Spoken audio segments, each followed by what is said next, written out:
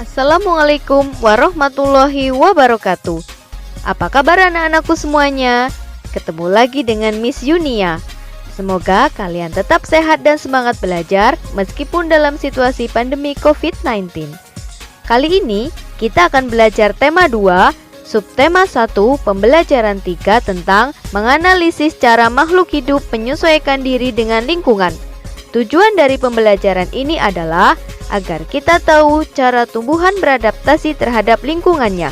Untuk itu, marilah kita simak video berikut ini. Adaptasi adalah kemampuan makhluk hidup untuk menyesuaikan diri terhadap lingkungannya dengan tujuan untuk bertahan hidup. Tumbuhan juga melakukan adaptasi, yaitu dengan memiliki ciri-ciri khusus untuk menyesuaikan diri terhadap lingkungannya. Salah satunya adalah tanaman bambu. Semua jenis bambu memiliki ciri khusus, yaitu pada pelepah batangnya terdapat bulu-bulu halus berwarna hitam yang disebut dengan lugut. Lugut berfungsi untuk melindungi diri atau untuk mengusir musuhnya. Tidak hanya terdapat pada pelepah batang tanaman bambu, tetapi juga terdapat pada batang bambu. Jika badan atau kulit kita terkena lugut, maka akan terasa gatal seperti terkena bulu ulat. Berdasarkan habitatnya, tumbuhan dibagi menjadi 3 jenis, yaitu tumbuhan hidrofit, tumbuhan higrofit, dan tumbuhan xerofit. Tumbuhan hidrofit adalah salah satu jenis tumbuhan yang dapat menyesuaikan diri dengan lingkungan perairan agar dapat bertahan hidup. Dalam menyesuaikan diri, tanaman ini menggunakan cara meliputi terendam sebagian, terendam, maupun terendam seluruhnya. Maka tidak heran apabila tumbuhan hidrofit disebut sebagai tumbuhan air. Untuk berkembang biak dan bertahan hidup, tumbuhan ini sangat bergantung terhadap air, bukan pada tanah kering ataupun tanah becek. Ciri-ciri tumbuhan hidrofit adalah 1. Mempunyai rongga antar sel yang berisi udara untuk memudahkan mengapung di air, daun lebar, dan tangkai daun menggembung berisi udara. Salah satu contohnya adalah tanaman eceng gondok yang memiliki daun lebar dan tangkai daun menggembung berisi udara. Selain eceng gondok, ada pula tumbuhan kiambang. Daun kiambang yang tumbuh di permukaan air berbentuk cuping agak melingkar, berklorofil sehingga berwarna hijau, dan permukaannya ditutupi rambut berwarna putih agak transparan. Rambut-rambut ini mencegah daun menjadi basah dan juga membantu kiambang mengapung.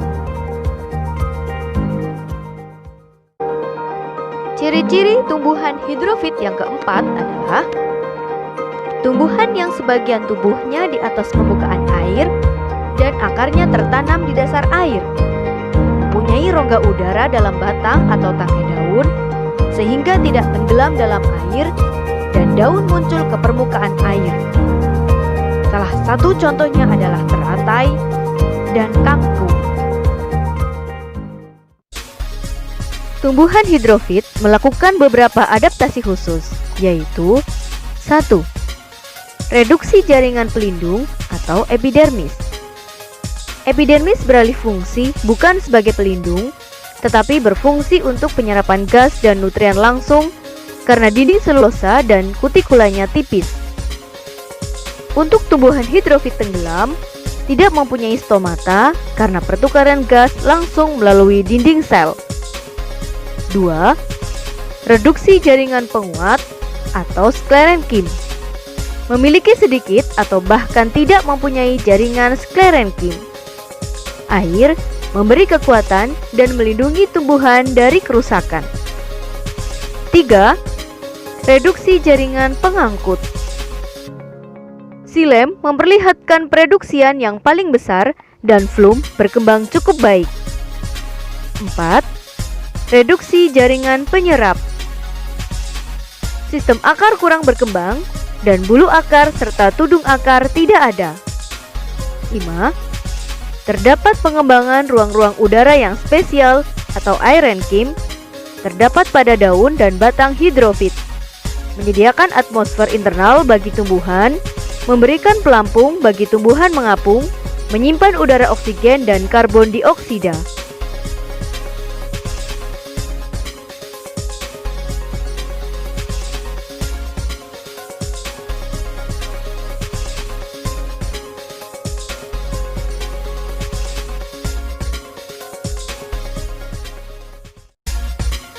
Jenis tumbuhan yang kedua adalah tumbuhan higrofit. Tumbuhan higrofit adalah tumbuhan yang bisa bertahan hidup di daerah yang lembab. Tumbuhan higrofit ini banyak kita jumpai pada hutan hujan tropis. Ciri-ciri tumbuhan higrofit adalah 1. Mempunyai daun yang tipis dan lebar. 2. Permukaan daun mempunyai banyak mulut daun atau stomata, sehingga dapat mempercepat proses penguapan. 3. Tubuhnya terdiri atas bagian-bagian akar, batang, dan daun. Batangnya umumnya tidak tampak karena berada di dalam tanah. 4. Daunnya yang muda umumnya melingkar atau menggulung. Contoh tumbuhan higrofit adalah tumbuhan paku, tumbuhan kemunting, lumut, daun ungu, dedalu atau ganda rusa.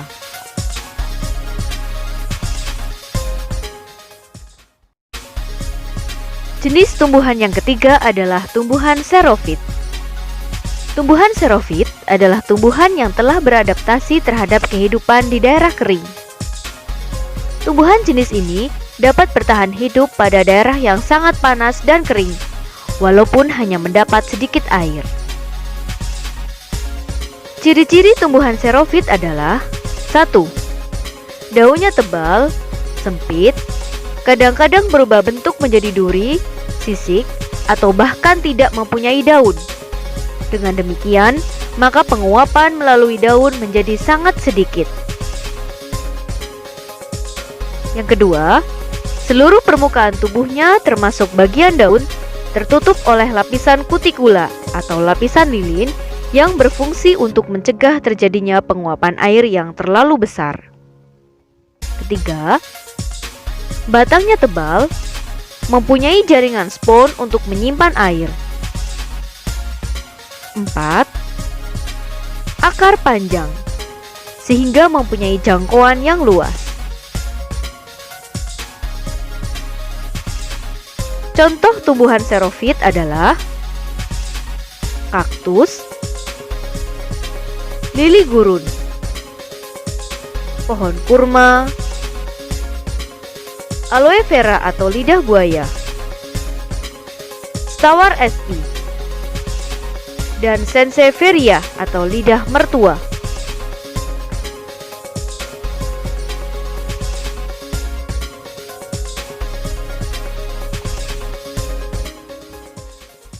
Setelah menyimak video tadi, kali ini kalian tahu bukan bagaimana cara tumbuhan beradaptasi dengan lingkungannya? Untuk itu, silahkan jawab pertanyaan berikut ini di buku tugas kalian. Yang pertama, sebutkan 3 jenis tumbuhan berdasarkan habitatnya.